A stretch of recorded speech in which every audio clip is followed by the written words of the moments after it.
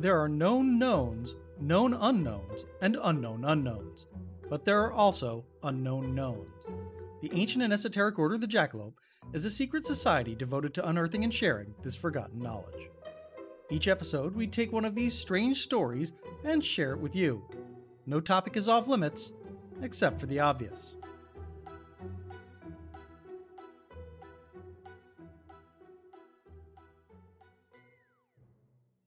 Hi, initiates, and greetings from Lodge number 777.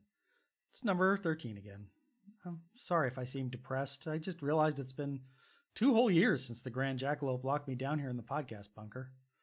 2 long, lonely years down here with only number 7 and our cats to keep me company. Hope you're okay on the surface. Hey, what's this?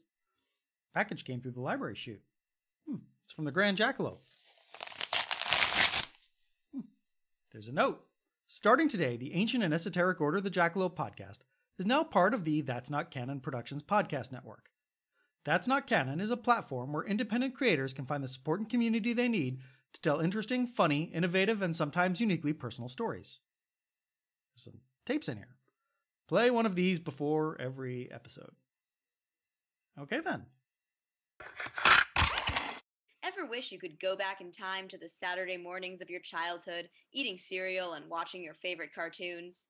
Well, we don't provide the cereal, but we do have a cartoon time machine to take you to animated shows of the past, present, and future. And even just some stuff that doesn't exist, but wouldn't it be cool if it did? We're your animates, Katie and Scarlett, and we'd like to invite you to join us on our podcast, Cartoon Time Machine, releasing new episodes of Cartoon Fun Times every Sunday morning. We're 2 film majors who love to talk cartoons and get way too into them. So if you want to hear 2 adults getting way too invested in the world of Steven Universe, or answering the age-old question of whether Sugar Mama would beat General Maya in a fight, or just trying to figure out what Tom Kenny voiced in every show, tune in to Cartoon Time Machine, part of That's Not Canon Productions. See you there. Neat. I guess we should go to the first episode of Series 10. We thought we'd kick off the series with something short and sweet, so enjoy. With Both Hands, presented by number 13. On the morning of September 9th, 1975, the residents of the 1600 block of United Street in Key West were in for a show. Joseph Anthony Farto, Key West's longtime fire chief, lived in the pink house at 1601 United. That day, like every day, he walked out the front door and over to his rather distinctive car, a lime green Cadillac Eldorado with a gaudy golden eagle hood ornament and a custom license plate that read, El Jefe. That day was different, though. As soon as Farto put his keys in the ignition, 2 other cars pulled out of nowhere, blocking off the street. Imposing men in suits and ties got out of the cars. Farto cursed, leapt out of the Eldorado, pulled a ring off his finger, and threw it at the men as he tried to run. He didn't get far before he was wrestled to the ground, handcuffed, and shoved into the back of one of the cars, which then drove away. The whole scene had taken about 5 minutes. A short time later, a tow truck showed up to take away the Eldorado. What the hell had just happened? Joseph Anthony Farto was born on July 3rd, 1919 in Key West. Yes, Farto is his real name, so get the giggles out now because I am going to be saying it a lot.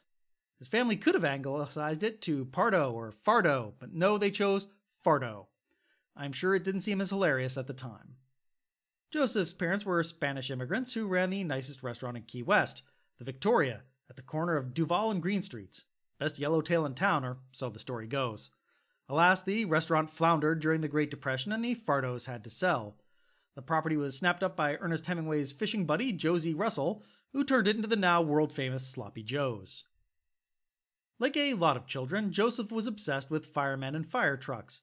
His family lived behind Fire Station No. 1, and so he spent all of his free time hanging out watching the firemen train and maintain their equipment. The firemen gave young Joseph a nickname: Bum. Yes, Bum Farto, laugh it up, take your time. The exact origin of the name is a bit unclear, mind you. It could be that he used to try and bum spare change and smokes from the firemen. It could be that he would occasionally bum a ride on a fire truck speeding out to a call. Or it could just be that the firemen got sick of their unwanted tag-along and would yell at that lousy bum to go home. Whatever the case, the name stuck. Bum Farto. Family patriarch Juan Farto died in 1937, and young Bum had to go to work as an ambulance driver for the Lopez Funeral Home. But he finally got to live his dream in 1942 when he became a volunteer fireman. He quickly rose through the ranks of the fire department. By 1963, he was a lieutenant, and just a year later, he was made chief. He spent most of the next decade whipping Key West's fire department into a state-of-the-art outfit. It's easy to see why he was a success. Bum was a friendly, welcoming guy with the unctuous charm of a salesman. Had a big, broad face with a crooked smile that always seemed to be happy to see you. He loved his job. He loved his wife Esther. He loved high school baseball. Go fighting conks. He loved life in general, and it was infectious. People around Key West respected him as a regular working class guy. Well, maybe not a regular working class guy. A super weird working class guy. The man loved gold. Now, I know what you're thinking. Ooh, weird, a Spanish guy in 1970s Florida loves gold. That's so common it's basically a stereotype. But listen, Bum Farto really loved gold. He was always draped with gold chains, bracelets, watches, and rings. He had a gold tie pin in the shape of a fireman's axe. Even his chief's badge was custom made, gold-plated and gem-encrusted. Oh, and he loved the color red. Almost everything he owned, with the exception of that lime green Eldorado, was red. He wore red slacks, red shirts, and rose-colored glasses. His pinky ring, a gift from the men when he was made chief, had a red stone, and the gems in his badge, rubies. His house was red on the outside, and interior rooms had red walls and red carpeting. In 1974, when the Florida Keys Aqueduct Authority painted all the fire hydrants in town an electric green color, which sounds really weird but it was trendy at the time, well, Farto flipped his lid because he wanted them to be red. Now, I don't practice Santeria, don't got no crystal ball, but I'm told that the color red is good luck because it wards off evil spirits. You may be wondering how Santeria ties into all of this, but what if I told you that Bum Farto was devoted to Santa Barbara? I mean, you wouldn't be surprised because he was Catholic and she's the patron saint of firemen for some reason. But what if I also told you that in Santeria, Santa Barbara is also the same as Chongo, the god of fire. Chongo, leader of men, charming and seductive, who always wears red, whose symbol is a double-headed axe. Kind of like a fireman's axe, come to think of it. Farto was way into Santeria. He had altars in his home, and he would occasionally throw parties to honor Santa Barbara. At high school baseball games, he would park his car by the outfield fence and light a red candle under the fender to ensure a conk's victory. Would it also surprise you to learn that Farto was corrupt? Probably not. After all, he was a city official in a small South Florida town. You have to imagine that in a situation like that, they just slip a bribe into the HR packet you get on your first day. Bum was a little more corrupt than most, though. In 1965, an FBI report mentioned Farto as a known associate of Tampa Mafia Don Santo Trafficante. But to be fair, pretty much everyone in South Florida was a known associate of Santo Trafficante. But in 1966, the fire department came under investigation after an auditor discovered the chief had been using department funds for personal expenditures. The city commission tried to fire Farto, only to be overruled by the Civil Service Board, who decided a 30-day suspension was punishment enough. Apparently they thought Farto was merely ignorant and not malicious. It probably didn't hurt that his nephew was the chairman of the CSB. In 1968, Farto was hit with a number of strange charges all at once. Forging a signature on a $90.73 check, forcing subordinates to take out personal loans on his behalf, claiming other people's per diems for himself, destroying a logbook showing the hours worked by his men. Farto vociferously denied the charges and even claimed that the logbook was his personal property and not a public record, which is not the sort of defense that innocent people ever have to trot out. In the end, he was only found guilty of the check forging and had another short suspension. Still, embezzlement and mob ties are the sort of garden variety corruption you can find almost any place. Key West had bigger problems than most other places, though. For decades, it had been a Navy town, but in the late 1960s, the Navy drastically scaled back operations in the area. That crippled the local economy, and locals were left trying to make money any way they could think of. And some of those methods were less than legal. Mostly that meant drug smuggling. The island always had been a hotspot for narcotics thanks to its proximity to international waters, but now it seemed like every fisherman had a hold full of square grouper. Those are bales of marijuana for those of you who aren't hip like me. It seemed like almost everyone on the island was selling something, and those who weren't were at the very least being paid off to look the other way. Anyone who wasn't getting a piece of the action was incompetent or an idiot, or possibly both. Well, Bum Farto may have been an incompetent idiot, but he was no dummy. There was easy money to be made, and he was gonna make some. Soon he was just as dirty as everyone else in town. Don't get me wrong, no one was ever gonna mistake him for Tony Montana, but he could get you a dime bag or a bump if you asked nicely. By 1973, the drug problem in Key West was so endemic, it could no longer be ignored, so Governor Reuben Askew launched Operation Conch, an elaborate sting operation designed to cripple the drug trade in the Keys. It was a sprawling multi-agency operation that involved the Drug Enforcement Agency, the Florida Department of Law Enforcement, and the Miami-Dade County Organized Crime Bureau. Drug stings are usually pretty predictable. You start at the bottom with low-level guys, the bottom feeders, the dumb and the weak, and then you scare the living crap out of them. Then you get them to flip on their bosses, and repeat as needed until you've worked your way up to the top of the chain. Well, in Key West, you couldn't get closer to the bottom than Bum Farto. Operation Conch even had an in.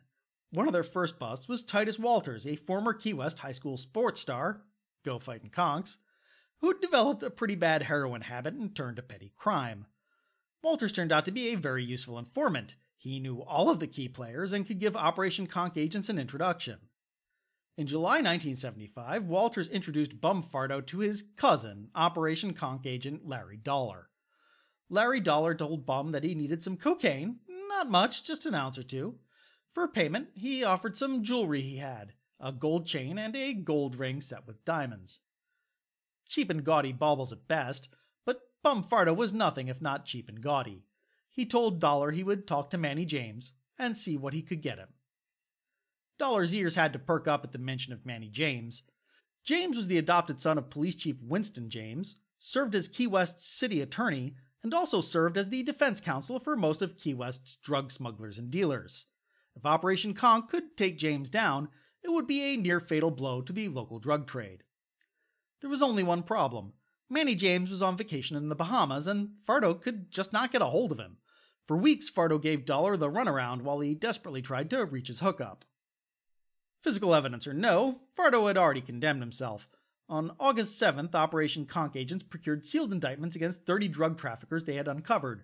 Among those indictments, 2 small-time dealers, Artie Crespo and Bobby Francis, bail bondsman Manny Ortega, fireman Danny Blanco, and of course, 2 high-ranking city officials, Fire Chief Joseph Anthony Farto and City Attorney Manuel Winston James. One of these men was actually already in jail. On August 1st, Walters and Dollar had gone to buy drugs from Bobby Francis, but something went so egregiously wrong that Dollar arrested Francis on the spot rather than wait. That was a mistake. Francis immediately realized that Walters was an informant and swore to get his revenge. 2 weeks later, Francis was out on bail. On August 18th, he and several accomplices lured Titus Walters to a secluded location and shot him in the head with the .38 Special. Walters survived the glancing blow, so Francis had him bound and gagged and dragged into the bathroom. Then he injected the informant with Drano, battery acid, and heroin, and sat back to have a drink while he watched him die. When Walter's mutilated body was discovered, it put Keys West's criminal community on edge. No one yet knew who had committed the heinous deed or why, but it got all of them thinking very hard about their recent dealings with Titus Walters. Walters' death also put Larry Dollar in a bind. Without the confidential informant's testimony, his cases were going to be harder to prove in court. So he started leaning on Farto in an attempt to procure some actual physical evidence. Farto had still been unable to reach Manny James in the Bahamas, so he arranged a quick meeting with Dollar at Key West's Central Fire Station right next to City Hall, where he apologized for the delay and gave Dollar a big bag of weed as a peace offering. Several days later, Bum had finally managed to get a hold of James and score some coke. He set up a meeting with Dollar at Fire Station No. 1 on September 3rd and gave the undercover agent a small baggie of cocaine as a sampler. It was good, so they completed their full transaction at the same location 2 days later. Larry Dollar got an ounce of cocaine, and Bum Farto got a tacky diamond ring. Operation Conch was finally ready. Dozens of agents checked in at a local motel, posing as karate guys in town for a tournament. On September 9th, they sprung into action. They arrested 20 of the 30 men that had been indicted. Farto was the first arrest, nabbed in front of his house as he left for work. He was booked on several charges of drug trafficking and selling narcotics and thrown in jail to await trial, but was soon back on the street. Fellow defendant Manny Ortega, the bail bondsman, decided to be generous and post everyone's bail. The city fired Farto almost immediately after his arrest. Of course, this decision was then immediately reversed by the Civil Service Board, which reinstated him with back pay. If you remember, the CSB was packed with Farto's relatives, which didn't exactly do much to improve the underlying impression that Key West authorities were thoroughly corrupt. The city manager got the last word, though, suspending Farto without pay until after his trial. Unfortunately, Operation Conch had some difficulty getting the arrested men to flip on each other, and the more serious trafficking charges against Farto had to be dropped. They had him dead to rights on selling narcotics, though, and also for possession of 2 sawed-off shotguns that had been found in his home during the raid. Farto's trial was set to begin on Monday, February 9th, 1976. That first day, he didn't show. The previous night he had gone to see his family doctor, Manuel Pino, complaining of stomach pain and looking waxy and pale. Pino diagnosed Farto with stomach ulcers, prescribed a course of harsh antacids, and then had him checked into, I kid you not, DePue Hospital. Yes, Farto and DePue, yuck it up. It was interesting because Farto had never had ulcers before, and now he had ulcers so severe that he would not be able to stand for weeks. It was a transparent delaying tactic, and it didn't work. Court-appointed doctors conducted their own examination and determined that regular antacids would be just fine, and there was no need to delay the trial. Bum Farto had made himself look guilty and stupid, and only managed to get himself a delay of 2 days. The trial finally got started on Wednesday, February 11th. The state's case was pretty open and shut. They had Dollar's testimony, which was basically unimpeachable, along with the drugs he'd purchased, and damning photos taken of the handoff with a telephoto lens. Farto's defense was conducted by Manny James and mostly consisted of gainsaying anything the state said without providing much in the way of proof. The defendant, notably, did not testify on his own behalf, and dressed in a rather conservative and uncharacteristic blue suit, while he chewed on Tums like they were going out of style. Both sides rested on Friday, February 13th. The jury took only half an hour to convict Farto on 1 count of selling marijuana, a misdemeanor, and 2 counts of selling cocaine, a felony. Sentencing was set for early April. State attorneys indicated they would push for the maximum possible sentence of 31 years, 15 years for each coke buy, and 1 year for the marijuana. The defense filed an appeal almost immediately, on the grounds that Dollar's testimony had prejudiced the jury against the defense counsel. Said counsel, if you remember, was City Attorney Manny James, who had been implicated by Farto's own words and subsequently arrested during the sting. It seems kind of like an own goal to me, but what do I know? I'm not a lawyer. As the appeal worked its way through the courts, law enforcement suddenly realized it had a bigger problem on its hands, which was that Bum Farto had disappeared off the face of the earth. The weekend after his conviction, Farto had seemed to be normal. He even went to a fire department fundraiser, laughing and smiling and glad-handing like usual. On Monday, February 16th, he suddenly announced to his family that he was going up to Miami to visit a friend. He promised to return in a day or 2. Then he rented a 1976 Pontiac Le Mans, red of course, and drove out of Key West. He was never seen again. For some reason, Esther Farto waited nearly 2 weeks before reporting her husband's disappearance to the authorities. This I don't get. If my wife suddenly disappeared, I don't think I'd wait 14 hours before calling the cops. In any case, once she'd reported her husband's disappearance, Esther refused to make any further comments, claiming, "It gets me too upset." Once they realized Farto was gone, state authorities launched a massive manhunt. No one had seen hide nor hair of Farto. Rumors began to circulate that he had turned state's evidence in order to get a lighter sentence and was now in witness protection. The Florida Department of Criminal Law Enforcement shot those rumors down hard. On March 23rd, the missing rental car was finally located at 2250 Southwest 8th Street in Calle Ocho, Miami's Little Havana district. Based on the accumulated parking tickets under the windshield wiper, it had been there for at least 2 weeks. Still no sign of Farto, though. He failed to appear for his sentencing on April 5th, and as a result, his $25,000 bond was revoked and a warrant issued for his arrest. The FBI was called in case he'd fled across state lines. Farto also failed to appear on May 2nd at the start of his second trial for owning the sawed-off shotguns and was convicted in absentia. As spring turned to summer, t-shirt shops up and down the Florida coast started printing that year's crops of beach t-shirts. One of 1976's bestsellers was a simple red and white ringer tee with El Jefe printed on the front and Where's Bum Farto on the back. It was topical, tasteless, and also pretty funny. In short, it was Florida through and through. Some thought Bum had fled the country to live the glamorous life of an international fugitive somewhere in Central America. That didn't seem likely. Living on the lam like that requires some degree of forethought, a degree of forethought that Bum Farto was largely incapable of.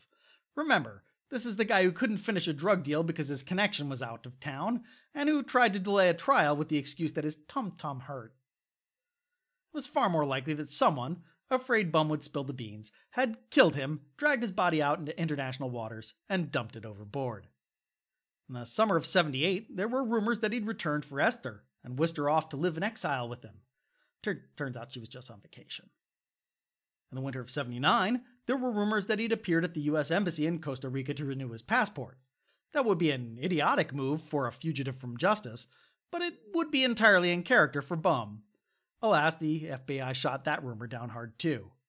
In '84, Esther Farto moved to have Bum declared legally dead.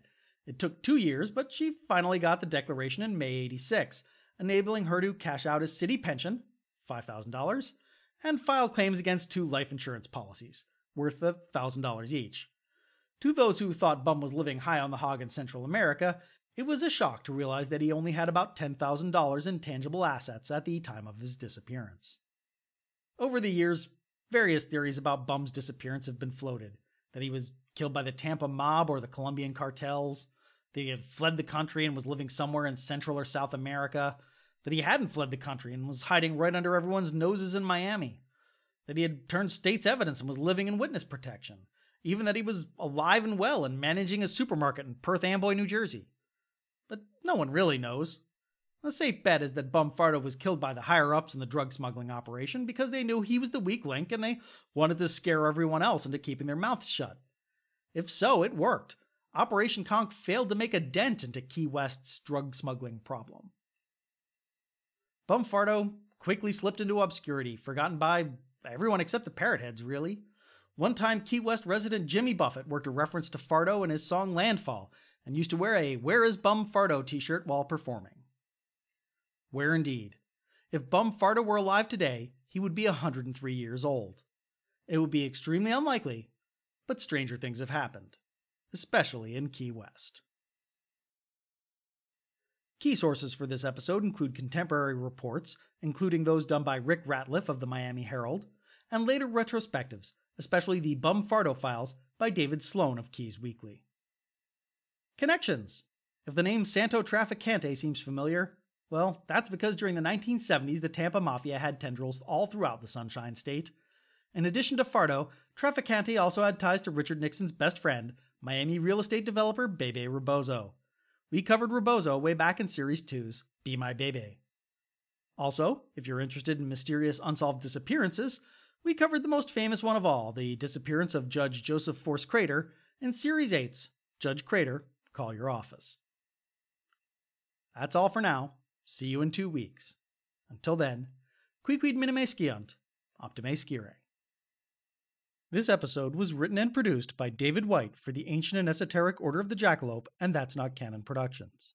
Our theme song is Drama D by Scott Roosh. This episode is released under a Creative Commons Attribution Non-Commercial Share-alike 4.0 International License. All rights reserved, all wrongs reversed. The full script and sources for this episode can be found at orderthejackalope.com. That's orderthejackalope.com with hyphens between the words. Do you have thoughts about this episode?